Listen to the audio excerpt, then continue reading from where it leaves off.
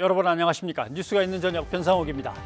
대학생 가운데 코로나19 사태로 부모가 실직하거나 폐업한 가정의 학생은 대략 5만 명으로 추산됩니다. 이럴 경우 등록금의 약 10% 정도를 장학금으로 지원합니다. 반값 등록금이라는 공약이 등장한 게 10년 전인데 부모가 일자리를 잃어봐야 10% 감해준다니 참 허망한 공약이었습니다. 우선 이번 추경안에 들어간 빈곤 대학생 지원 예산이나 깎지 말기를 당부합니다. 뉴스가 있는 저녁 오늘 준비한 내용을 안기령 앵커가 소개합니다. 전해주시죠. 오늘의 주요 소식 정리해드립니다. 박범계 법무부 장관이 이른바 한명숙 전 총리 사건 당시 수사팀이 증인에게 허위 증언을 시켰다는 모해 위증 교사 의혹과 관련해 수사 지휘권을 발동했습니다. 법무부는 잘못된 수사 관행이 드러났다고 지적했습니다. LH 땅 투기 의혹을 수사하는 경찰이 국토교통부와 LH 본사에 대해 압수수색을 벌였습니다. 경찰은 LH 전 현직 직원들의 자금 흐름을 파악하고 있습니다. 아스트라제네카 백신을 맞은 뒤 숨졌다고 신고된 사례 가운데 국내에서 처음으로 혈전 소견 한 건이 확인됐습니다. 보건당국은 백신과의 관련성은 없다면서 일정대로 접종을 추진하겠다고 강조했습니다. 전문가와 함께 자세하게 알아보겠습니다. 더불어민주당 박영선 후보와 열린민주당 김진애 후보의 단일화 여론조사에서 박 후보가 최종 단일 후보로 결정됐습니다. 반면 여론조사 문구를 둘러싼 갈등으로 올해 후보 등록 전 마무리될 예정이었던 오세훈 후보와 안철수 후보 간 단일화 일정은 차질을 빚고 있습니다. 미국 조지아주에 있는 마사지숍 3곳에서 잇따라 총격 사건이 벌어져 8명이 숨졌습니다. 사망자 6명이 아시아계 여성인데 4명이 한국계로 확인되면서 현지 경찰은 동양계를 겨냥한 증오 범죄인지 여부를 수사하고 있습니다. 애틀랜타 현지를 연결해 수사 상황 알아보겠습니다. 네, 첫 소식 법무장관의 수사 지휘권 발동 소식입니다.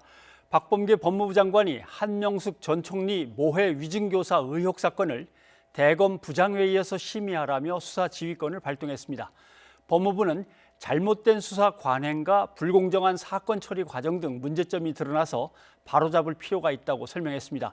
취재기자를 연결해 보겠습니다. 박석영 기자. 네, 서울고등검찰청입니다. 네, 박범계 장관이 수사 지휘권을 발동한 건 이번이 처음인데 법무부가 브리핑을 통해서 지휘한 내용 그리고 이유를 설명했죠. 네, 박범계 법무부 장관은 한명숙 전 총리 사건 당시 수사팀이 증인에게 허위 증언을 시켰다는 모해 위증교사 의혹 사건과 관련해 수사 지휘권을 발동했습니다. 대검 부장회의를 열어서 허위 증언을 강요받았다는 김모 씨의 혐의 유무를 따지고 기소 여부를 심의하라고 지시했습니다. 또 회의 결과를 토대로 오는 22일 김 씨의 공소시효 만료까지 입건과 기소 여부를 결정하라고 지시했습니다. 특히 이 과정에서 계속 사건 조사를 담당해온 대검 감찰부장과 임은정 검사의 의견을 듣고 충분히 토론하라고 강조했습니다. 대검찰청 부장회의를 개최하여 김 아무개의 혐의 유무 그리고 기소 가능성을 심의하기 바랍니다. 위 회의에서 감찰부장 등으로부터 사안 설명 및 의견을 청취하고 충분한 토론 과정을 거치기 바랍니다. 법무부는 해당 사건 처리 과정이 공정하지 못하다는 비판이 제기되고 결론 적정성도 의심받고 있다며 수사 지휘권 발동 이유를 밝혔습니다. 아울러 이 사건은 잘못된 수사 관행과 자의적 사건 배당, 비합리적 의사결정 등 사건 처리 과정에서 여러 문제점이 드러나 바로잡을 필요가 있다고 설명했습니다. 앞서 한명숙 전 총리는 한만호 전 한신건영 대표로부터 불법 정치자금 9억 원을 받은 혐의로 지난 2015년 대법원에서 징역 2년이 확정됐습니다. 이후 지난해 4월 법무부에 당시 수사팀이 재판 증인이었던 한만호 씨 동료 재소에게 한 전 총리에게 불리한 거짓 증언을 하라고 시켰다는 진정이 접수됐습니다. 진정 접수 뒤 법무부와 대검은 조사 주체와 방식 등을 놓고 정면으로 충돌하기도 했습니다. 결국 지난 5일 대검찰청은 최 씨의 공소시효 만료를 하루 앞두고 혐의를 인정할 증거가 부족하다고 보고 무혐의 처분을 내렸습니다.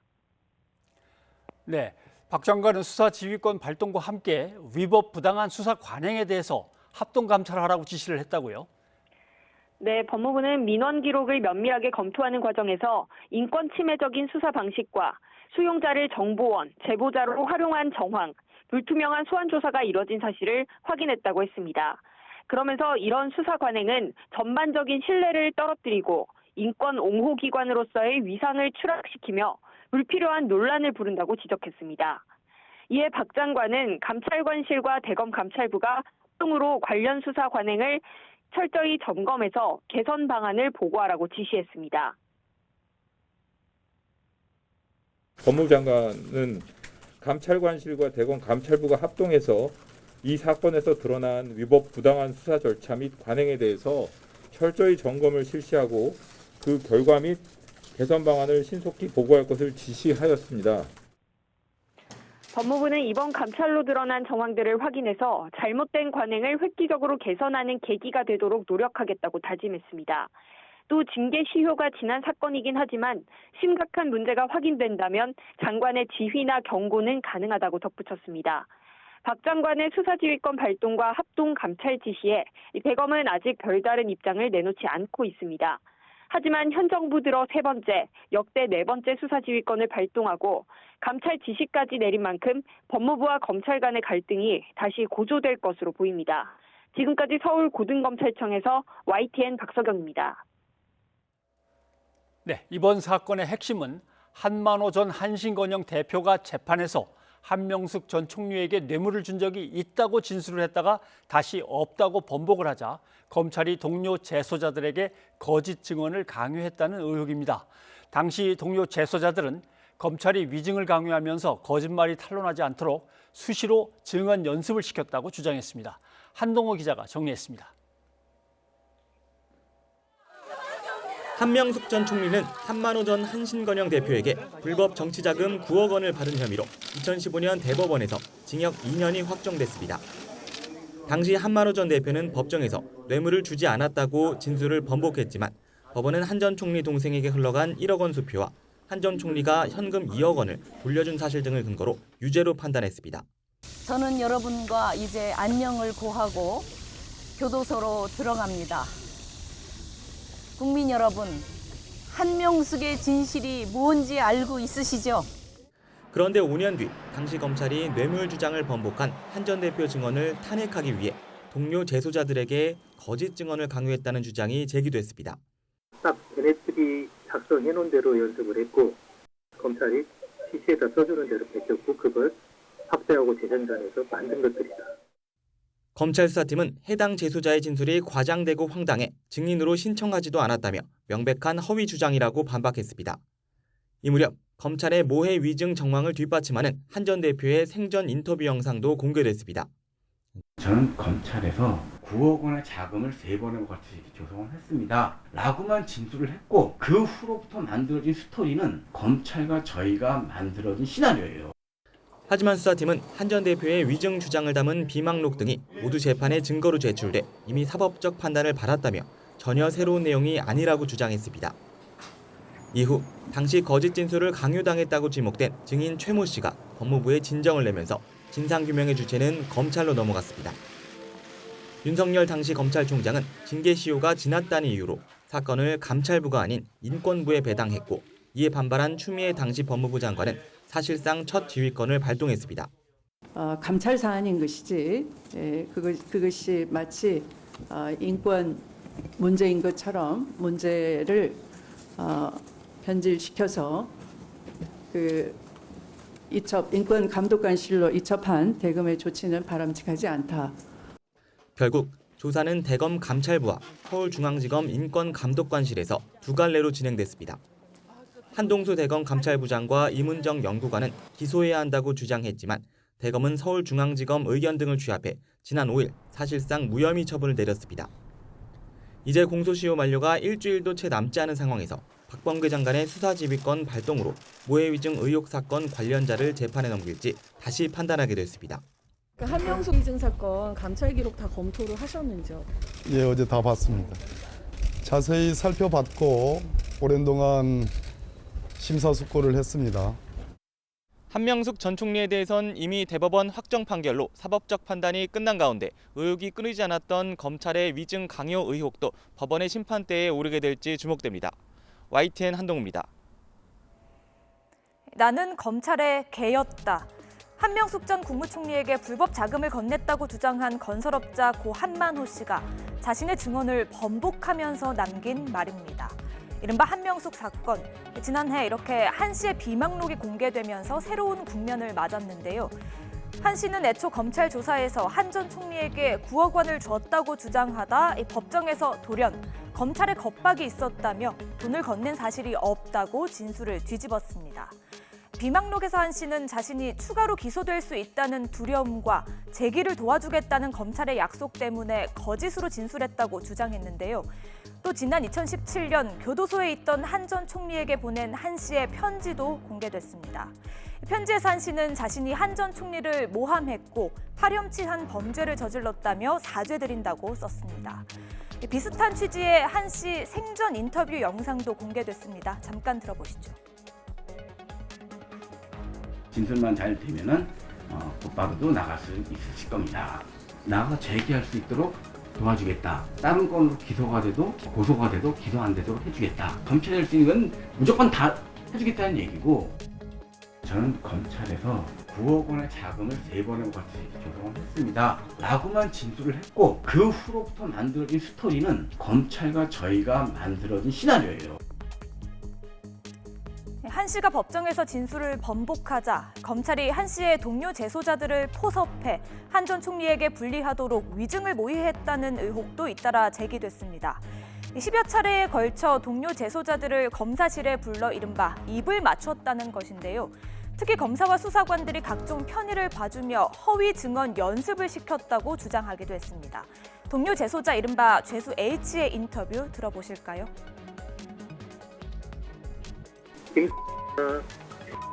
법정에 산 내용들이 있잖아요. 진술한 부분. 그건 다 거짓이죠. 이미 사전에 다 말을 맞추고 연습한 내용들입니다. 걔네들이 작성해놓은 대로 연습을 했고, 중요한 건 1048호에서 상자가 같이 모였어요. 말이 틀리니까. 그래서 말을 거기서 같이 맞춰요. 여권은 한명숙 사건에 대해 지난 2010년 서울시장 선거를 앞두고 검찰이 노골적으로 선거에 개입한 것이라는 의심을 버리지 않고 있습니다. 또 윤석열 전 검찰총장이 한 전 총리를 조사한 자신의 측근 검사들을 보호하기 위해 사건을 감추려 했다는 주장도 펴고 있는데요. 반면 검찰은 재소자의 주장은 사실이 아니라며 반박했고, 국민의힘도 이미 사법적인 판단이 끝난 사건이라고 비판했습니다. 이번 사건의 공소시효가 임박한 상황에서 이번에는 과연 실체가 드러날 수 있을지 지켜보겠습니다. 뉴스가 있는 저녁 안규령입니다.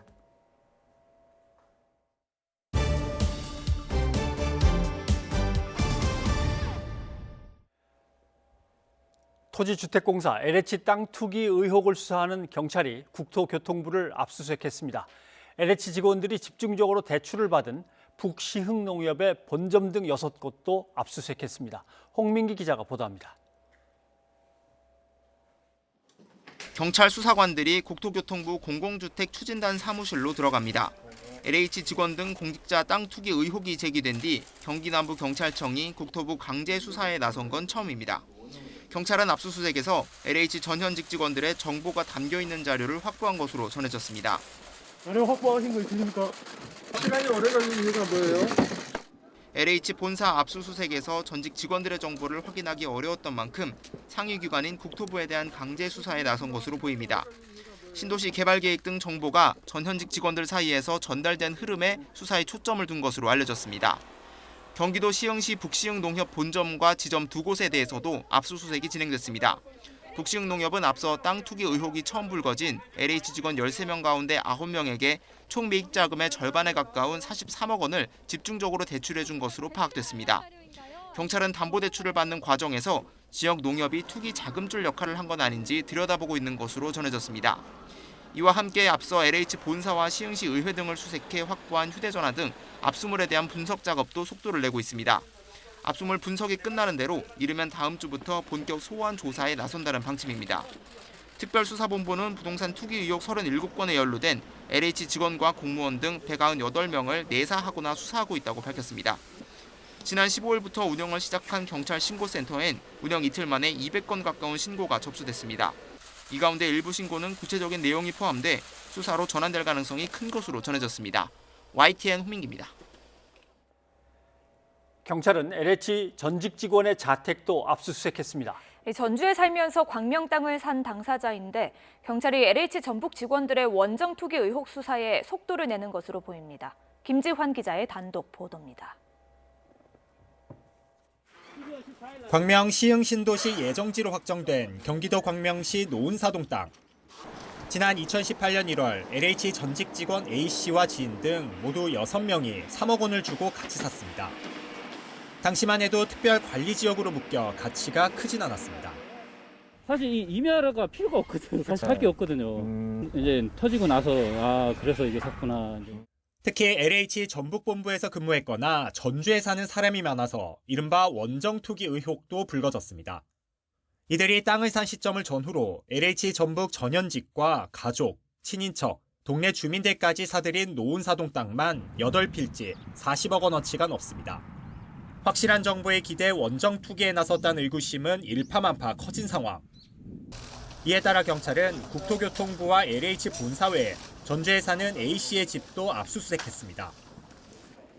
A씨가 개발 정보를 미리 입수해 공유했는지 어떤 개발 정보를 입수했는지가 쟁점이 될 것으로 전해졌습니다. 이미 경찰은 지난 9일 현직 LH 직원 13명의 집과 사무실을 압수수색하고 출국 금지 조치했습니다. 추가 압수수색에 전직 직원의 집도 포함되면서 전북 원정 투기 의혹의 실체가 드러날지 관심입니다. YTN 김지환입니다. 정부가 땅 투기 의혹을 받는 LH 직원 20명의 농지를 특별조사하고 강제 처분에 나섭니다. 토지를 수용할 때의 보상은 현금으로만 한정하고 어떠한 부당 이득도 얻지 못하게 하겠다고 강조했습니다. 나연수 기자입니다.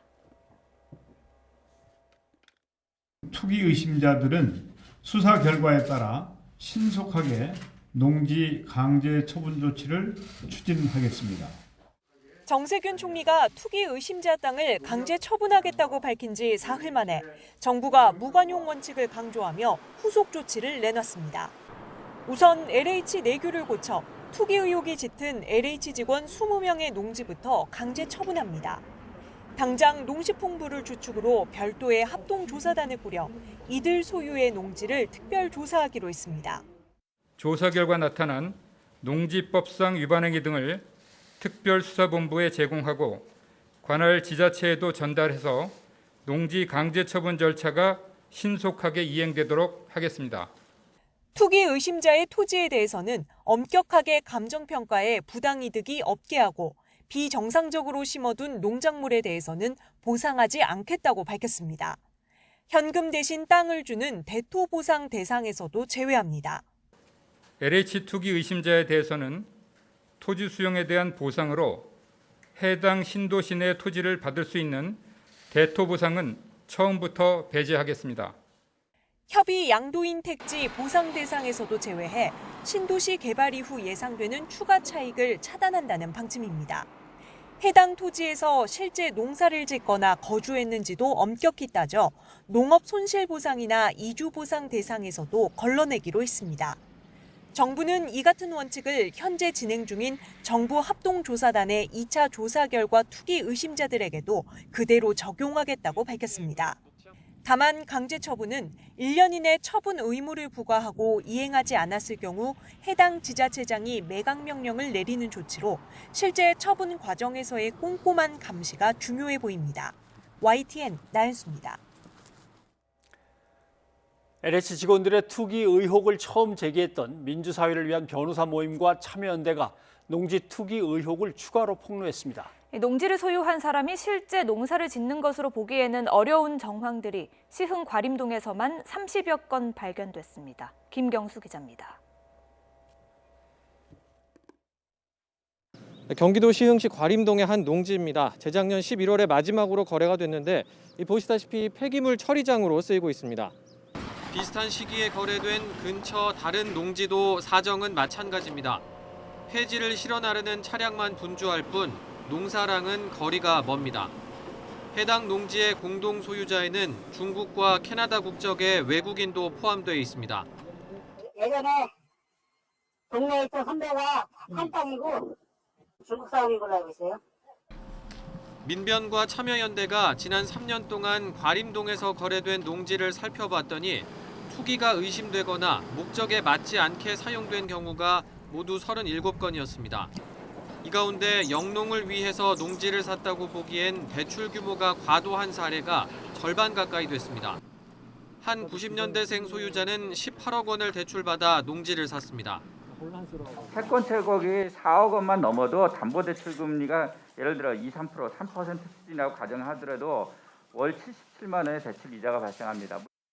이런 금액의 부담이 있을 경우에는 이런 거를 주말 농장 정도로 여유 있게 레저를 즐기는 수준에서 하는 투자라고는 볼 수가 없습니다. 땅 주인의 주소지가 경남 김해나 충남 서산 등으로 직접 농사 짓기엔 너무 먼 경우도 9건이었습니다.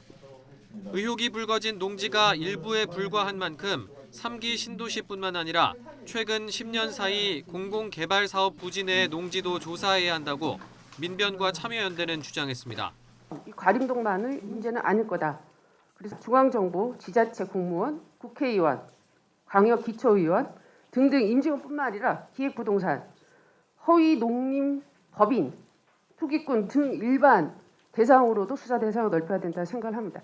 또 농지가 투기의 대상이 되도록 관리 감독을 소홀히 한 지자체와 관련 부처에 대한 감사도 감사원에 요청하기로 했습니다.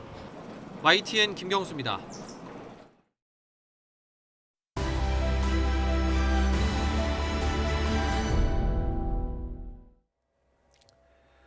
(4월 7일) 서울시장 보궐선거 범여권 단일 후보로 더불어민주당의 박영선 후보가 최종 확정됐습니다. 박영선 후보는 열린민주당의 김진애 후보와의 단일화를 위한 양당 당원과 일반 시민 여론조사 결과 범여권 후보로 최종 선출됐습니다. 박 후보는 인사말에서 아이들의 밥그릇에 차별을 두는 등 MB를 연상시키는 낡은 행정과 새정치를 하겠다며 철새 정치를 10년 동안 해온 후보들로는 서울의 미래를 기대할 수 없다며 야권 후보들을 겨냥했습니다. 민주당 박영선 서울시장 후보가 경기도처럼 모든 서울 시민에게 재난지원금을 지급하는 공약을 조만간에 발표할 것으로 보입니다. 지지율 반등에 돌파구를 마련하겠다는 의지로 풀이되는데요. 자칫 금권 선거라는 논란에 휘말릴 수 있다는 지적도 나오고 있습니다. 최아영 기자입니다. LH 사태로 수세에 몰린 민주당 박영선 서울시장 후보가 서울시 보편 재난지원금 카드를 만지작거리고 있습니다. 4차 재난지원금 집행 뒤 서울시 차원에서 모든 시민에게 한 번 더 지원금을 주자는 겁니다. 모든 도민에게 10만 원씩 재난 기본소득을 지급했던 사실상 이재명표 정책이기도 합니다. 박 후보는 애초 오늘 이 같은 공약을 발표할 것으로 알려졌지만 일단 공식화하지는 않았습니다. 보편적 재난지원금과 관련해서는 제가 지금 계속해서 통계 수치를 모니터링하고 있습니다. 우선 소상공인의 임대료를 30% 감면해주는 착한 임대인에게 감면액의 절반을 서울시가 지원하는 임대료 지원책만 내놨습니다. 이에 캠프 관계자는 순서상 소상공인과 자영업자를 위한 공약이 먼저이기 때문이라고 밝혔지만 선거를 코앞에 두고 열세인 상황에서 금권 선거라는 역풍을 우려한 것으로 보입니다. 게다가 이재명 지사가 선점한 정책인 만큼 당내 시선도 의식하지 않을 수 없습니다. 이에 박 후보 측은 발표 시점에 신중을 기하고 있습니다. 다만 서울시 보편 지원금 공약에 대한 모든 검토를 끝낸 만큼 다수의 캠프 관계자는 조만간 박 후보가 직접 공개할 것으로 전망했습니다. 4.7 재보궐선거까지 이제 3주 남았습니다.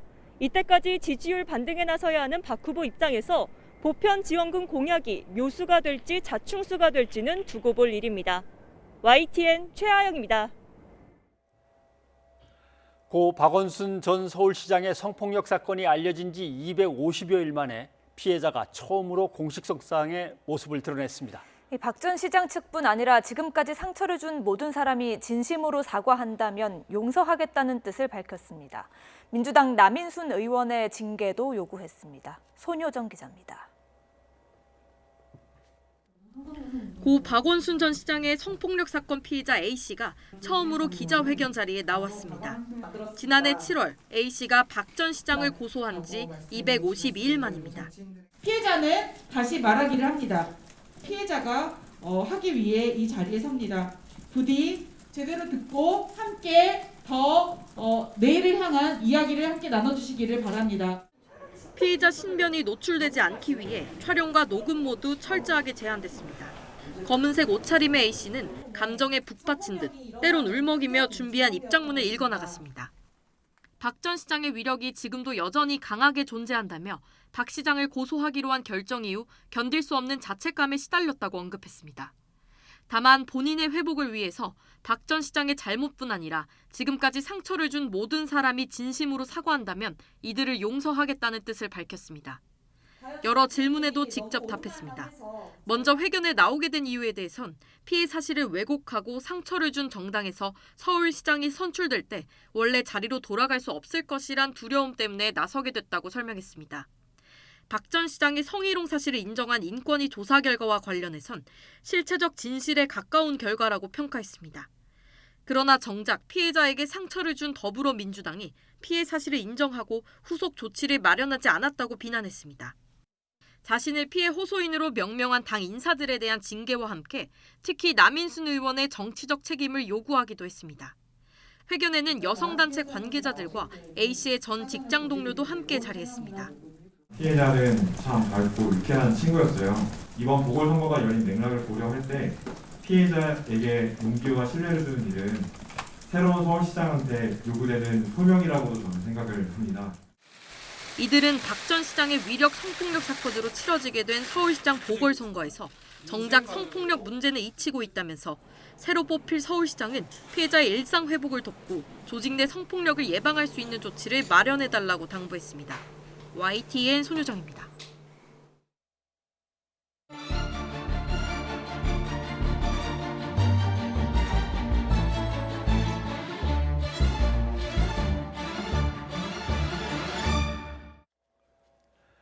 내일부터 4.7 재보궐선거 후보자 등록이 시작됩니다. 범여권은 오늘 박영선 후보로 서울시장 후보 단일화를 마쳤습니다. 야권에서는 단일화 협상에서 좀처럼 이견을 좁히지 못하고 있습니다. 선거 판세 최영일 시사평론가와 함께 살펴보도록 하겠습니다. 어서 오십시오. 안녕하세요. 예. 자, 서울시장 범여권의 단일 후보는 박영선 후보. 그렇습니다. 예, 두 당이 단일 후보를 내는 것은 두 당의 지지자를 모아서 시너지 효과를 내려고 하는 건데 그게 잘 될지 어떻습니까? 지켜보시니까 이번 단일화. 일단은 컨벤션 효과라든가 그런 부분은 지금 뭐 범야권 단일화에 초미의 관심이 쏠려 있는 것에 비하면 상대적으로 좀 밋밋하다. 이건 뭐 서로들 평가를 했던 이야기입니다. 그럼에도 불구하고 박영선 후보는 일단 오늘부로 좀 홀가분하게 됐죠. 김진애 후보도 오늘 입장을 냈는데요. 어쨌든 씩씩하게 싸웠고 본인이 원하는 기적이 일어나진 않았지만 후회는 없다. 이런 입장을 밝혀서 사실은 그 뭐 생각보다는 깔끔하게 이 토론회를 여러 차례 요구하면서 김진애 후보가 상당히 박영선 후보를 몰아세웠거든요. 공세적으로 했죠. 근데 그럼에도 불구하고 결과는 이변은 없었고 이 범야권은 좀 깔끔하게 단일화가 됐고 사실 2단계, 2스텝으로 시대 전환의 조정훈 후보 그리고 이제 열린민주당의 김진애 후보 수순대로 나가고 있어요. 그러니까 문제는 지금 범야권 단일화 과연 성사될 것인가? 오늘 밤에도 지금 계속 속보를 기다리시는 분이 많을 텐데 아직까지는 소식이 없습니다. 소식이 없군요. 예. 사실 이제 뭐 서울 부산시장의 보궐선거가 진행되면서 이번 선거의 핵심은 아마도 부동산, 그다음에 집값, 뭐 이런 주택 문제 이런 것들이 이제 핵심 쟁점이 될 거다라고 했는데 갑자기 그 박원순 서울시장 사건의 피해자가 모습을 드러냈습니다. 맞습니다. 어떻게 보면은 갑자기 왜라고 할 수 있지만 어떻게 보면 그게 또 이번 선거, 보궐선거의 핵심이기도 하고 말이죠. 그러니까 이게 당연한 측면이 있고 조금 또 이제 논란이 될 수 있는 측면이 혼재돼 있습니다. 하나는 말씀하신 대로 자 이번 재보선은 왜 이 재보선이 구성되게 되었는가? 그 원초적인 책임과 원인을 따져 들어가는 타이밍에 그것을 짚어주는 의미는 굉장히 있고요. 그리고 저는 이 피해자의 호소 이 부분에 귀 기울일 대목이 있는 것이 자 지금 모두 다 정치적으로 정략적으로 내년 대선 전초전으로 지금 재보선을 바라보고 있지 이 원인이 무엇이었던가를 따져 올라가면 그럼 성폭력 예방에 대한 대책은 양당에서 어떻게 세웠는지 지금 부동산 정책은 많이 들었는데 그 부분에 대해서는 별 이야기를 못 들었어요. 이 박영선 후보는 이제 여성 후보로 지금 어찌 보면 이제 박원순 시장의 원죄가 있다 이렇게 이제 피해자 측에서 지목을 한 후보로서 이제 사과는 했습니다. 예. 다만 이제 진정성 논란이 또 문제가 제기되고 있어요. 그래서 이제 정말 민주당이 이게 조직적인 문제가 아니라면 여기에 대한 좀 진정성 있는 사과나 예. 재발 방지 대책, 그동안 또 피해자에게 뭐 2차 가해를 했던 그러한 사람들이 책임지는 모습을 보여달라라고는 호소라. 예. 이건 들어야 하는데 또 한 측면에서는 이제 이런 민주당 지지층의 여론이 있는 거예요. 지금 타이밍에 이렇게 등장하는 것은 선거에 개입하는 행위가 아니냐. 정치적인 발언을 하는 거 아니냐. 왜냐하면 아까 리포트에 나왔지만 상당히 미묘한 대목이 자 이렇게 자신을 가해했던 정당이 다시 서울시에서 재집권하게 되면 이게 제대로 숨쉬고 살 수 있을지 걱정이 된다. 그러면 이제 어느 특정 정당은 되지 않아야 한다라는 전제를 메시지로 담고 있거든요. 그럼 이런 부분들은 어느 정당에 누가 되더라도 앞으로 이런 성폭력이 일어나선 안 된다라는 것은 당위적으로 맞는데 문제는 어느 정당은 되고 어느 정당은 되지 말아야 한다는 메시지를 담은 것은 예. 정치 개입으로 보여질 수 있거든요. 그래서 이게 피해자의 기자회견으로 온당하냐 하는 논란이 지금 또 일부 네. 벌어져 있어요. 그럼에도 불구하고 저는 피해자의 입장에서는 어쩔 수 없이 선택한 타이밍이라면 이건 민주당이 안고 거기에 대한 답을 하면서 가야 될 사안이다 이렇게 보는데 어느 정도 선거에 영향을 미치게 될지는 이제 뭐 3주도 안 남은 선거에 영향을 미치게 될지는 아직은 불확실합니다. 네. 아무튼 상당히 좀 애매하게 됐습니다. 그렇습니다. 네. 피해자가 저렇게 호소를 하는 것에 네. 대해서 정치적인 색깔을 입히지 말라고 그동안 호소를 해왔는데 네. 선거 직전에 다시 모습을 드러내니까 그렇죠. 갸우뚱하는 분도 계시고 아니면 또 당연한 요구다 하는 분도 계시고요. 지지층들은 또 결집하는 그렇습니다. 거고. 예. 자 이제 뭐 여권은 그렇다고 치고 야권 후보로 가보죠. 네. 오세훈, 안철수 두 후보 뭐 토론도 그만큼 했으면 이제 네. 단일화 여론조사로 시켜야 되는데 뭐가 이렇게 어려운 걸까요? 한번 얘기를 잠깐 예. 들어보고 한번 시작해 좋습니다. 볼까요? 예. 그분들이 또 새로운 방안을 들고 나오셨어요. 그래서 양 후보를 대입해서 누가 유리하냐, 불리하냐, 뭐 이런 식으로 묻는 지금까지 단일화 방식 중에 한 번도 정치 역사상 쓴 적 없는 걸 또 들고 나와서 관찰하겠다고 그러고 있습니다. 여론조사 방식 아니겠습니까?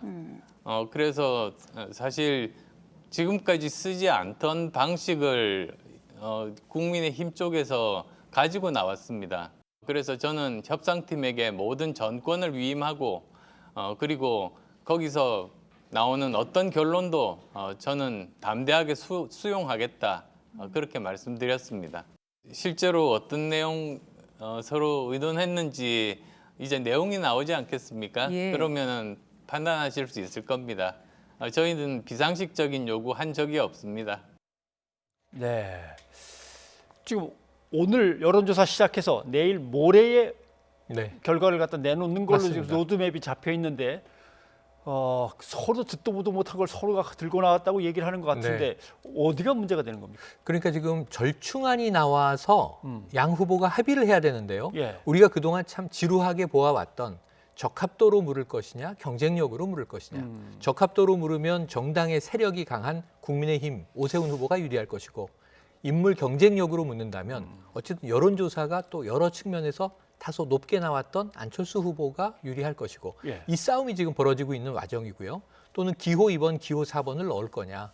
국민의힘, 국민의당이라는 정당명을 넣을 거냐 뺄 거냐. 이런 정도의 일을 좁혀야 되는데 지금 오세훈 후보의 아까 이야기는 지금 박영선 후보 기호 1번을 놓고 박영선 대 기호 2번 오세훈, 박영선 대 기호 4번 안철수 이 두 개를 제시하고 골라라라고 한다는 거죠. 예. 그럼 이게 오세훈 후보가 이거 복잡하고 갑자기 왜 새로운 방식을 이제서야 들고 나오는지 납득되지 않는다라는 반발인데 안철수 후보 측은요. 가상 대결 많은 언론 매체가 지금 조사하고 있지 않느냐. 근데 양자 대결, 가상 대결을 보면요. 이 어떤 그 수치 측면으로 보면 안철수 후보가 좀 높게 나오는 조사가 많아요. 예. 그럼 이 자체가 오세훈 후보 측에서는 안철수 후보가 유리한 방식을 제안하는 게 아니냐라고 또 의구심을 가질 수밖에 없고 지금 이제 오늘 원래 여론조사가 하루 진행됐어야 됩니다. 네. 어제 TV토론회 마치고 오늘 아직도 합의가 안 된 거 아닙니까? 그렇죠. 단일화 방식에 대해서. 그러다 보니까 만약에 내일 오늘 밤에 속보가 나오지 않으면요. 내일도 아마 협상을 하다가 하루가 가면 모레 오전에 원래 결과 발표하고 단일 후보가 마감일에 등록하는 겁니다. 19일 금요일이 후보 등록 마감일이죠. 예. 근데 그렇게 이게 단일화 성사가 안 되면 일단 두 명이 다 후보 등록을 할 거예요. 그러면 후보 등록 상황을 보면 삼자 구도가 돼버릴 수밖에 없는 상황. 오늘 밤에 속보가 나오지 않으면 지금 현재 진행되고 있는 이 국민 여론조사 방식의 단일화 물 건너간다. 이렇게 봐야 될 상황입니다. 여론조사 문구 잡는 게 그렇게 어려워 보이지 않는데 제가 가서 써주고 올까요? 이게 절충해서 하면 되는 건데 글쎄 말이죠. 아까 안철수 후보가 이야기한 게 좀 무책임한 측면이 있습니다. 전권을 위임했다. 난 모른다. 협상 단장은요. 여기에 합의했다가 우리 후보가 지게 되면 모든 책임을 다 져야 되는 상황이에요. 그러니까 지금 야권의 원로들은 후보 둘이 나서서 결단하라고 얘기하고 있는데 지금 우린 협상단장한테 정권을 줬으니까 나는 기다리고 있습니다. 이건 굉장히 좀 지금 쉽게 풀리지 않겠다는 부분입니다. 두 당이 후보를 단일화하려고 합니다. 어느 후보가 좋습니까? 이렇게 간단하게 물으면 될 것 같은데 거기 뭘 자꾸 붙이려고 그렇습니다. 하니까 어려워지는 것 같습니다. 그런데 이 협상이 길어지는 것도 부담스럽고 그게 국민한테 비춰지는 것도 야, 저 두 사람 저렇게까지 싸우나 별것도 아닌 거 가지고 이렇게 비춰지면 그것도 또 부담스러운 건데 이거 어떻게 해야 될까요? 자, 근데 당을 합치겠다는 얘기도 나왔는데 그러니까 이 문안 합치는 게 그런 게 안철수 어려울까요? 후보는 어제 토론에 임하기 전에 이미 자, 단일화가 되면 성사되면 합당하겠다 이렇게 선언을 내놨는데 이게 박수가 마주쳐야 되는데 국민의힘이 뜬금없다. 이해할 수 없는 이 제안이다. 이렇게 얘기를 해버리면 이 결연히 이야기했는데 효과가 떨어졌고 심지어 어제 토론회 때는요. 오세훈 후보가 입당을 하면 간단한데 왜 합당을 얘기하느냐. 이거는 아마 유권자들이 신뢰하지 않을 것이다 이런 얘기를 했어요. 그리고 여기에 또 박영선 후보는 외곽에서 자 합당하고 당 깨고 합당하고 당 깨고 합당과 탈당을 반복해서 정치생활 10년 해온 분 아니냐 이 비판을 또 딱 받게 됐어요. 이런 상황에서 합당 제안이 굉장히 오히려 머쓱해진 상황이 돼버렸습니다. 근데 입당 문제는 또 국민의 당은 받을 수 없다라는 입장이에요. 그럴 거면 애초에 입당을 했겠죠. 지금까지 버텨왔고 기호 4번을 고수하고 있는 상황인데 그런데 지금 이 상황이 문제는 교착돼서 풀리지 않을 것처럼 보이다 보니 안철수 후보 캠프 입장에서는요. 이건 오세훈 후보가 문제가 아니라 그 뒤에 김종인 비대위원장이 너무나 비협조적이고 너무나 어찌 보면 반대 기류가 강하고 안철수 후보로의 단일화는 안 된다고 규정하고 지금 싸우고 있는 거 아니냐. 그러다 보니까 이제 상황이라는 표현까지 등장을 했고요. 심지어는 거기에 대한 또 반론으로 좀 격한 이야기들이 오가는 상황이 됐는데 지금 문제는 이겁니다. 민주당은 지금 LH 사태 때문에 상당히 좀 궁지에 몰려 있고 지지율이 빠지는데 민주당의 바램 1, 3자 구도죠. 3자 구도도 이긴다고 확신은 못하지만 그래도 3자 구도가 양자 구도보다 나은 거고 두 번째, 굳이 양자 구도로 야권 단일화가 된다면 아름답지 않은 단일화가 돼야 되는데 지금 아름답지 않아지고 있어요. 여기서 뭐 홍준표 무소속 의원이라든가 심지어 황교안 전 대표라든가 다 한마디씩 거들면서 후보들이 결단하라. 그런데 오늘까지 만약에 이 성사가 안 돼서 소식이 안 들어오면 후보가 각각 등록하고 넘어가면 두 번의 기회는 있습니다. 25일 선거운동 전까지 단일화. 29일에 투표용지 찍기 전까지 단일화. 근데 여기까지 밀리면 이건 결코 아름다운 단일화가 되기 어렵기 때문에 아마 문제가 생길 것으로 보여집니다. 뭐 시간이 촉박하게 다가오면 뭔가 그냥 크게 어느 한쪽이 양보를 하든지 아니면 그런 둘이 경우도 절충안을 있죠. 내놓든지 하겠죠. 한번 기다려봐야겠습니다. 그렇습니다. 고맙습니다. 고맙습니다.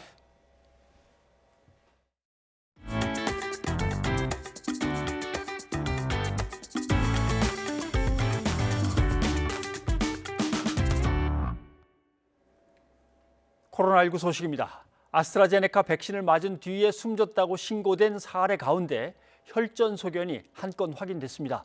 국내에서는 처음인데 백신 접종과 관련성은 낮은 것으로 추정됩니다.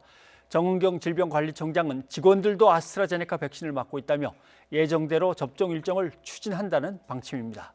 이형원 기자입니다.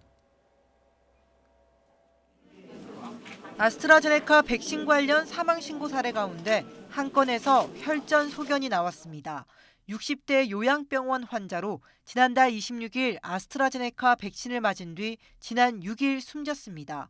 유관 소견으로 혈전이 보고됐는데 해외에서 잇따른 혈전 사례가 국내에서도 처음 확인된 겁니다. 사망 사례 중에서 한 건 정도가 부검 소견이 보고된 게 있어서 그 부분에 대해서는 검토 예정입니다. 아직 공식적인 부검 결과가 보고되지는 않았습니다. 예방접종 추진단은 부검 결과 특이사항이 나오면 재평가하겠지만 현재는 백신과 인과성이 낮은 것으로 보고 있습니다. 해당 환자가 오랜 기간 기저질환을 앓아왔고 호흡곤란으로 숨졌다는 점이 고려됐습니다. 또 혈전증은 인구 10만 명당 100명 이상, 80대에서는 500명이 넘는데 이런 이유로 해외에서도 백신과 연관성이 인정된 사례는 없습니다. 오랜 시간 앉아 있거나 누워 지낼 경우 땀을 많이 흘려 탈수 현상이 나타날 때도 흔히 생길 수 있는 질환이라는 겁니다. 거동을 안 하고 운동 안 하고 그냥 와상으로 주로 병실 안에만 이렇게 치료한 경우는 혈전의 위험이 높죠. 예정대로 백신 접종을 하면서 유럽의약품청 EMA 최종 조사 결과가 나오면 종합적으로 검토하기로 했습니다. 질병관리청에서도 역학조사관과 즉각 대응팀 등 127명이 아스트라제네카 접종을 마쳤습니다. 아스트라제네카 백신 맞으셔도 됩니다. 질병관리청 직원들도 모두 접종하고 있고요. 네, 계속 안전성에 대해서는 모니터링 지속하겠습니다. 전문가들은 혈전이 잘 생기는 투석 환자도 코로나19 고위험군인 만큼 몸 상태만 괜찮다면 백신을 맞는 게 좋다고 권고했습니다. YTN 이영훈입니다. 다음 달부터 75살 이상 어르신들에게 접종할 파이자의 코로나19 백신이 오는 24일 들어옵니다. 백신을 접종하는 각 지역의 예방접종센터는 실제 상황을 가정해서 준비 태세를 점검했습니다. 보도에 박홍구 기자입니다. 충남 천안 시내에 있는 체육시설에 예방접종센터가 차려졌습니다. 화이자 등 mRNA 백신 보관에 필요한 냉동고를 갖췄고 충분한 거리 두기가 가능하도록 공간도 널찍하게 마련됐습니다. 다음 달부터 이곳에서 만 75살 이상 어르신과 노인시설 입소자와 종사자들이 화이자 백신을 맞게 됩니다. 먼저 신분을 확인하고 열검사와 예진표 작성, 의사의 예진과 주의사항이 이어집니다. 열이 나면 열 나고 머리 아프고 온몸 부시고 울렁울렁하기도 하고 그런 증상이 나타날 수 있는데 그건 나중에 해열제 같은 걸 드시면 돼요. 접종 후엔 타이머를 받아 15분 동안 대기하며 이상 여부를 감지합니다. 중증 전신 알레르기 반응인 아나필락시스를 가정한 상황도 연출돼 대응 매뉴얼을 점검했습니다. 1,800명이 왔을 때 정말 질서라든지 사회적 거리두기라든지 그다음에 원만하게 이 플로어를 지나갈 수 있도록 하는 그게 가장 중요할 것 같고요. 방역당국은 이 같은 모의 훈련을 오는 23일까지 17개 지역 접종센터에서 완료하고 전국 263개 센터로 확대할 계획입니다. 이번 달 안에 들어오기로 한 화이자 백신 50만 명분 가운데 우선 25만 명분이 오는 24일 국내에 도착합니다.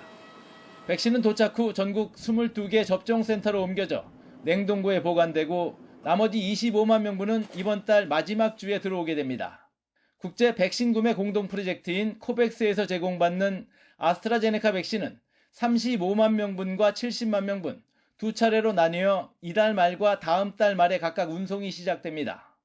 총 105만 명분의 아스트라제네카 백신이 다음 달 중 국내에 도착하는 것입니다. 해당 백신은 국내 공장에서 생산한 제품이지만 WHO 긴급 사용 품목에 속해 있어 절차상 유럽으로 반출된 뒤 도입하는 것이라고 방역당국은 설명했습니다. 이 백신은 만 65살 이상 요양병원과 시설에 입소자와 종사자 등이 맞게 됩니다. YTN 박홍구입니다. 예, 앞서 전해드린 대로 국내에서도 아스트라제네카 백신을 맞은 뒤 사망한 사람 가운데 혈전이 생성된 경우가 있는 것으로 확인됐습니다. 하지만 우리 정부는 백신과 관련이 없다며 접종을 계획대로 진행하기로 했는데요. 대한예방의학회 코로나19 대책위원장인 김호란 국립암센터 교수 연결해 관련 내용 알아보겠습니다. 교수님 나와 계시죠? 예, 안녕하세요. 예, 아직 공식적인 부검 결과는 아닙니다. 부검 소견인데요. 혈전이 생성된 것으로 보고가 됐습니다. 국내에서는 첫 번째 사례인데 이게 어떤 의미입니까? 사실 혈전은 요양병원에 이렇게 누워 계시는 어르신들한테는 많이 생길 수 있는 거여서 이분이 혈전 때문에 사망했다라고 생각하기는 좀 어려울 것 같습니다. 실제로 26일 날 접종하고 8일 후에 호흡곤란 증상이 있어서 진료 중에 사망하셨는데요. 처음 진료하신 의료진의 사망 원인 소견은 흡인성 폐렴이었습니다. 근데 부검을 하는 과정에서 육안으로 혈전이 보인 것인데 최종 부검 결과를 봐야 되겠지만 혈전이 사망 원인이다 이렇게 나오기는 좀 어렵지 않을까 싶습니다. 예, 흔히 발생할 수 있는 거라고 이야기를 해주셨는데요.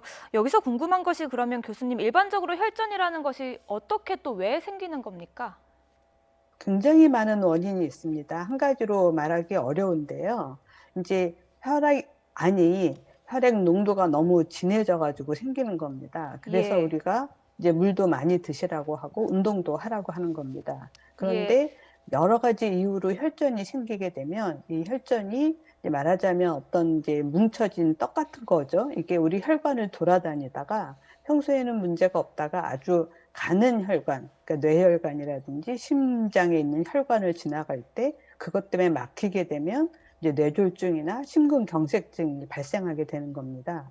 그래서 그런 거를 줄이기 위해서 말하자면 이제 혈액 응고를 방지하는 약을 드신다든지 아니면 콜레스테롤을 낮추는 약을 드신다든지 이렇게 미리 관리를 하기도 합니다. 예. 그런데 예방적 차원에서 유럽의 여러 국가들은 아스트라제네카 백신 접종을 일시 중단했습니다. 그런데 우리 정부는 계획대로 진행한다는 입장이거든요. 어떻게 보십니까?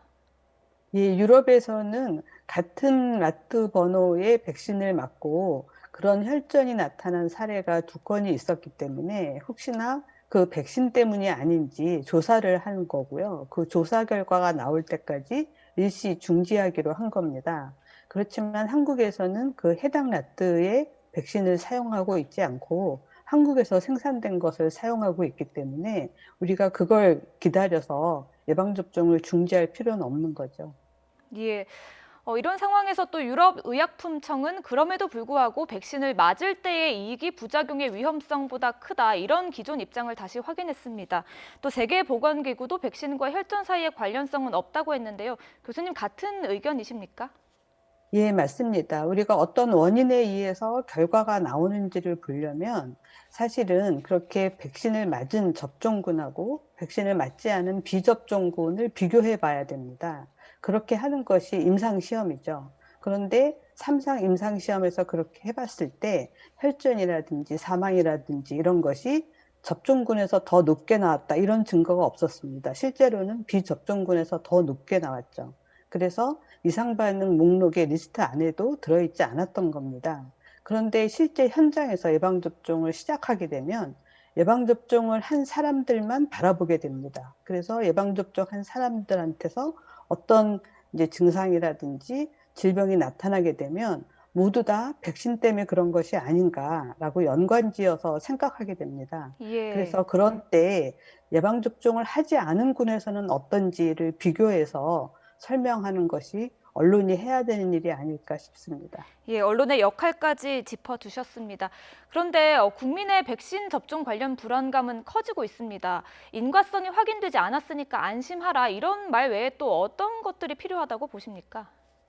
예, 세상의 모든 일이 다 인과성을 밝혀내기는 어렵습니다. 그렇지만 우리가 사실 어린 아기들한테도 17개가 넘는 백신 접종을 하죠. 그 백신은 굉장히 오랫동안 우리 인류가 감염병을 관리하는 주요한 방법으로 사용해 온 것입니다. 예. 해마다 성인들도 독감 백신을 비롯해서 여러 백신을 맞습니다. 백신에 대한 불안감을 이제 말로 설득해서 완전히 없애기는 어렵겠지만 지금 코로나가 위급한 상황에서 백신을 맞는 것이 훨씬 이득이 클 것이다, 이렇게 말씀드리고 싶습니다. 예, 그래서 정부에서 백신 접종을 독려하기 위해서 백신 휴가제 도입을 검토하고 있습니다. 교수님께서는 이게 필요하다고 보십니까? 어떻게 보십니까? 예, 일부 젊은 사람들에서 특히 아스트라제네카 백신을 맞고 난 다음에 이제 두통이라든지 발열이라든지 근육통을 겪는 분들이 꽤 있는 것으로 보입니다. 근데 우리나라에서는 사실 평소에도 아프면 쉬는 것이 많이 활성화되어 있지 않습니다. 그러다 보니까 이제 아파도 어쩔 수 없이 나와서 일하시는 분들이 많이 있어서 어려움이 있는 것으로 보입니다. 이번 기회에 백신 휴가뿐만이 아니라 아프면 쉴 수 있는 그런 병가 제도가 좀 유연하게 운영될 수 있도록 제도를 만들면 좋을 것 같습니다. 예. 여기까지 듣겠습니다. 대한예방의학회 코로나19 대책위원장인 김호란 국립암센터 교수 연결해 이야기 들어봤습니다. 교수님, 잘 들었습니다. 감사합니다. 네, 코로나19 백신 접종과 관련된 허위 정보들 점검을 해보겠습니다. 아스트라제네카 백신은 왜 이렇게 가격이 싼 거냐? 그거 효과가 떨어져서 당연히 가격이 싸겠지. 싼 게 비지떡이니까. 실제로 가격 비교를 해보시면 네, 아스트라제네카 우리가 주로 쓰게 될 이 백신은 정말 가격이 저렴합니다. 예, 한번 왜 저렴한지 이유를 살펴보도록 하겠습니다. 우선 파이자나 모더나는 코로나19 백신을 만들기 위해서 백신 공장을 새로 지었습니다. 그런데 아스트라제네카는 기존의 시설에서 그대로 생산을 해내고 그다음에 영하 60도, 70도, 20도 이런 게 아니라 그냥 일반 냉장 보관이 가능하기 때문에 생산 가격이 저렴합니다. 또 생산 주체도 아스트라제네카 백신은 옥스퍼드대 연구기관이 주도를 했고 여기에 아스트라제네카 제약사가 비영리 서약을 맺었습니다. 그러니까 돈을 많이 벌기 위해서 만든 게 아니다라고 서로 약속을 한 거죠. 자, 그 다음으로 떠도는 풍문 중에는 이런 것도 있습니다. 호주의 보건장관이 백신을 맞았는데 중태로 입원했다. 그레컨트 보건장관이 입원은 한 거는 맞는데 사실은 우측 다리에 염증이 생겨서 봉화지겸으로 입원을 했고 나흘 만에 퇴원해서 업무에 복귀했습니다. 이런 소문도 계속 나돌고 있습니다. 또 허위 정보는 아니지만 뭔가 공포 분위기를 조성하려고 집착하는 듯한 뉴스도 있습니다. 보십시오. 백신 접종한 의사들이 몸살처럼 된통 앓았다. 근데 오늘 기사인데 어제 이 기사의 제목은 어땠는가 한번 보십시오. 이까지 덜덜덜 떨려 병동 전체가 불바다가 됐다. 무슨 얘기냐면은 추워서 오한이 나서 이가 덜덜 떨렸고 간호사들이 전부 열이 나서 병원이 그냥 불바다 같다. 이렇게 얘기를 한 겁니다. 두 기사의 결론은 똑같습니다. 미리 많이 아프다고 충분히 설명을 해줘서 혼란이 없도록 하자라고 하는 겁니다. 그런데 꼭 저렇게 불바다라는 제목을 달았어야 할까 좀 그렇습니다. 수천 개의 댓글이 달렸는데 두 개만 소개하겠습니다. 예, 한번 댓글 보십시오. 기자들은 제발 그럼 맞지 마라. 제발 기자들 엉뚱한 소리 하려면 백신 맞지 마라. 그다음에 자, 백신 맞아서 위험하면 대한의사협회가 그동안 가만히 있었겠느냐. 이런 댓글들이 많았습니다. 대한의사협회가 마침 오늘 백신 접종과 관련해서 입장을 발표했습니다. 한번 쭉 읽어보겠습니다. 백신 도스 한 병당 6명이면 6명 딱 정해진 대로 접종 인원을 준수하자. 아껴 쓰면 7명, 8명, 9명도 가능하다 이러지 말라. 왜냐하면 의료진이 책임이 돌아올 수도 있다라고 하는 거죠. 그다음 냉장고 준비하고 바빴는데 정신없이 했는데 그런 것 때문에 백신이 잘못 보관돼서 문제가 생긴다. 이런 것들은 좀 의료진에게 책임을 묻지 말아달라라고 하는 거고요. 그다음에 접종 사고 시에 의료진이 정말 잘못한 거 10cc를 놔야 되는데 20cc를 놔서 문제가 생겼다든가 이런 거 말고는 의사에게 책임을 묻지 말아달라. 그리고 아예 단체 보험을 좀 들어달라라고 하는 거였습니다. 그다음에 국민들한테 안내를 좀 충분히 해서 국민들이 백신 맞고 아파도 당황하지 않도록 좀 해달라라는 부탁이 대한의사협회의 부탁입니다. 변상욱의 앵커 리포트였습니다.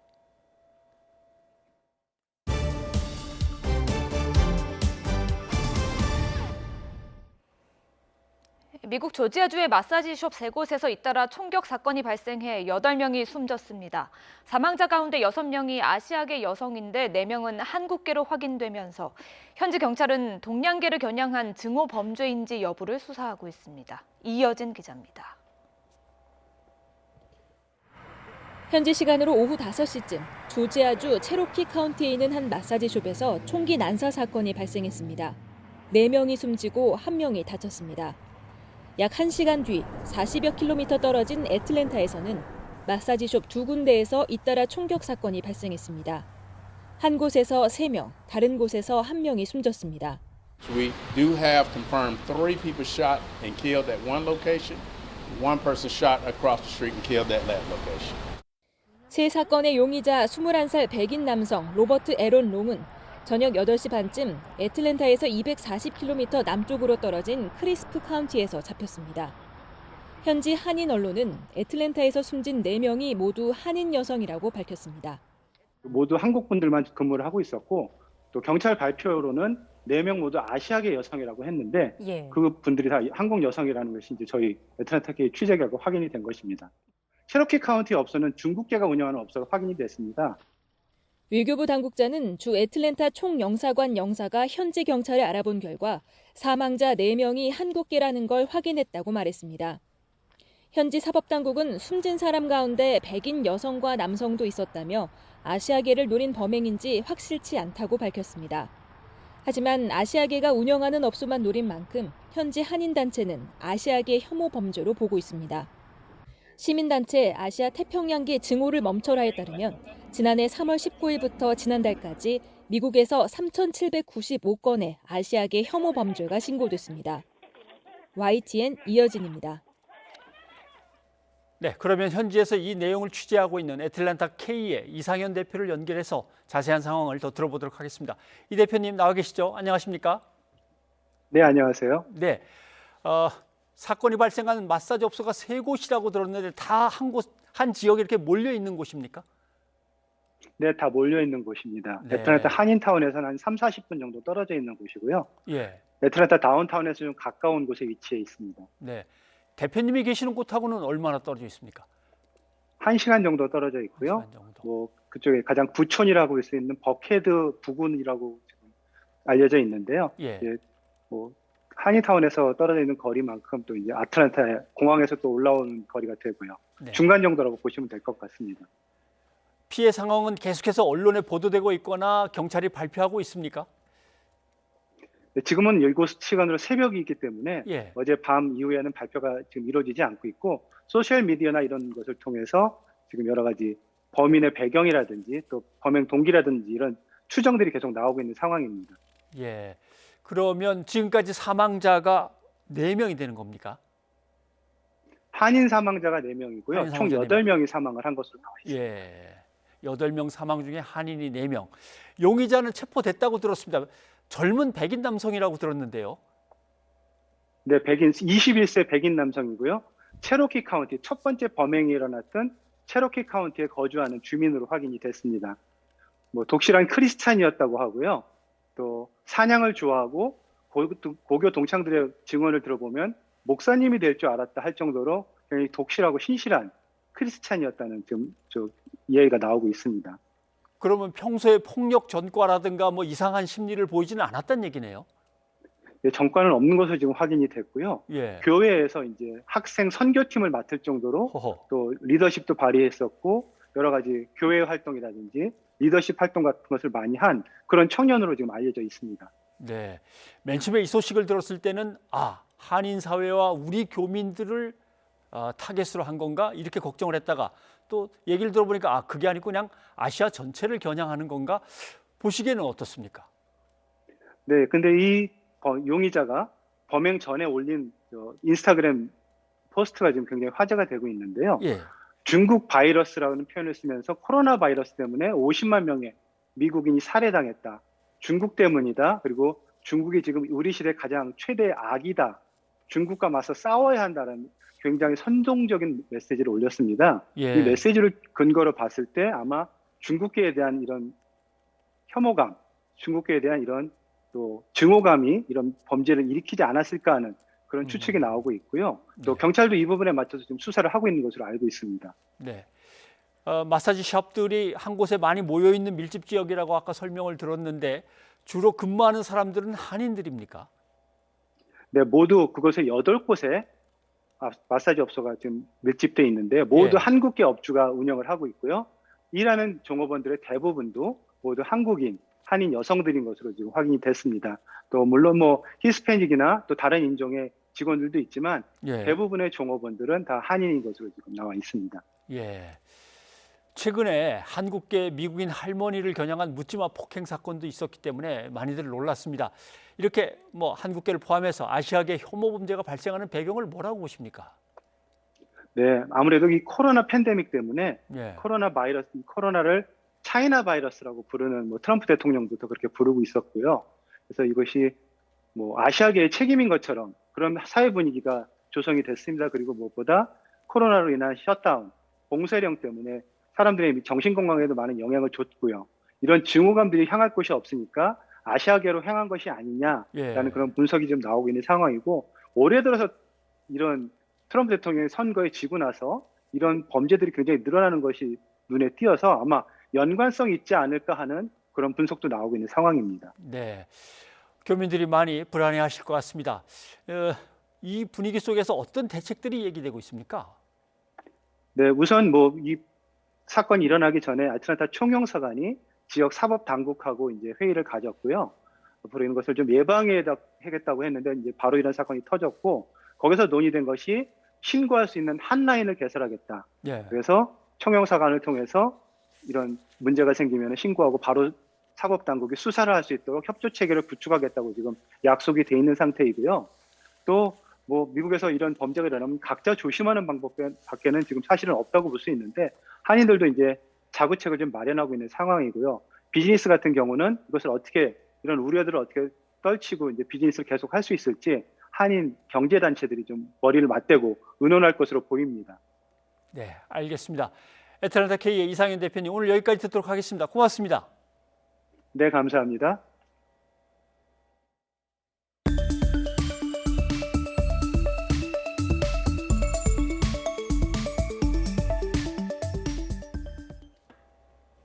서욱 국방부 장관은 오늘 미 바이든 정부 출범 이후 처음으로 방한한 로이드 오스틴 미 국방장관과 한미 국방장관 회담을 열어 한미 동맹을 재확인하고 두 나라 군 당국 간 국방 현안을 논의했습니다. 양국은 회담에서 한미 동맹에 대해 동북아 평화와 안정의 핵심 축 역할이라는 데에 의견을 같이 했습니다.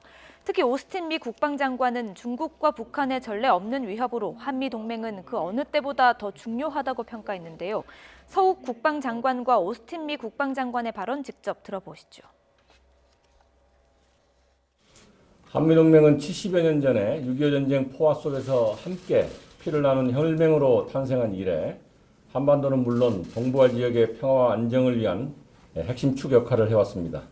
You have become a key provider of security and stability in the Indo-Pacific region, and for that we are grateful. Given the unprecedented challenges posed by both the Democratic People's Republic of Korea and China, the U.S.-ROK alliance has never been more important. I am here today to reaffirm to the United States' commitment to the defense of the Republic of Korea. 정의용 외교부 장관과 모태기 일본 외무성 장관이 서한을 통해서 처음으로 소통했습니다. 동일본 대지진 10주기를 맞아 보낸 서한에 답이 온 것인데요. 대화의 계기가 마련될지 주목됩니다. 도쿄 이경아 특파원이 보도합니다. 지난 10일 정의용 외교부 장관은 동일본 대지진 10주년을 앞두고 일본 정부에 위로 서한을 보냈습니다. 그 뒤 엿새가 지나 모태기 외무성 장관 명의로 감사의 뜻을 담은 답장이 도착했습니다. 정 장관 취임 후 한 달이 넘게 전화 통화도 미뤄오던 모태기 장관이 처음으로 소통에 나선 겁니다.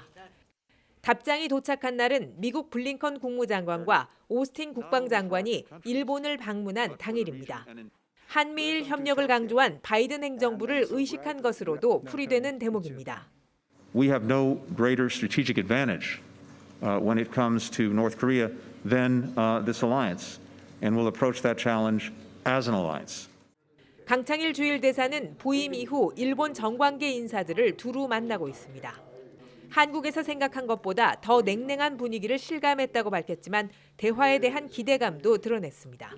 자민당을 비롯해서 동명당 모두가 다 따뜻하게 맞이해 줍니다. 그래서 아직 완전히 불이 꺼진 건 아니다. 뭐 이런 것도 느끼고 있습니다. 위안부와 강제동원 문제 등 주요 현안에 대해 우리 정부는 대화로 풀자고 밝히고 있지만 일본은 대안을 먼저 가져오라는 입장을 고수하고 있습니다. 양국이 평행선을 달리는 가운데 지난 2015년 위안부 합의 당시처럼 미국이 적극적으로 개입할지는 불확실합니다.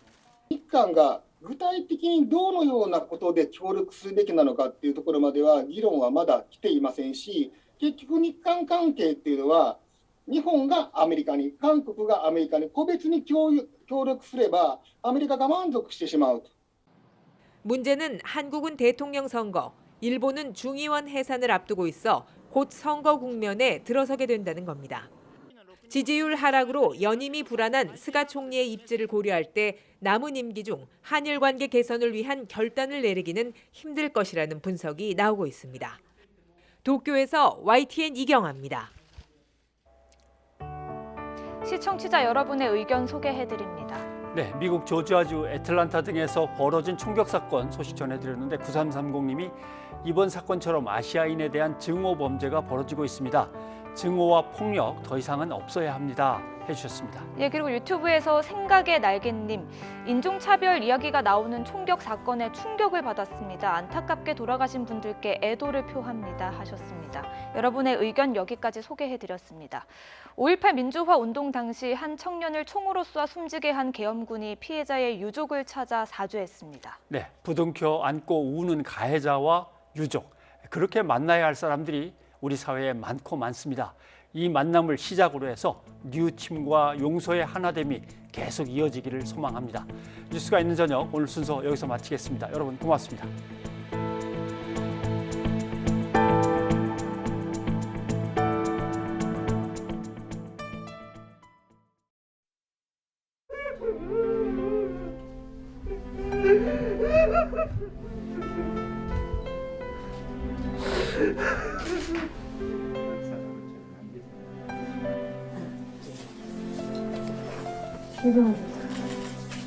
지금 하시면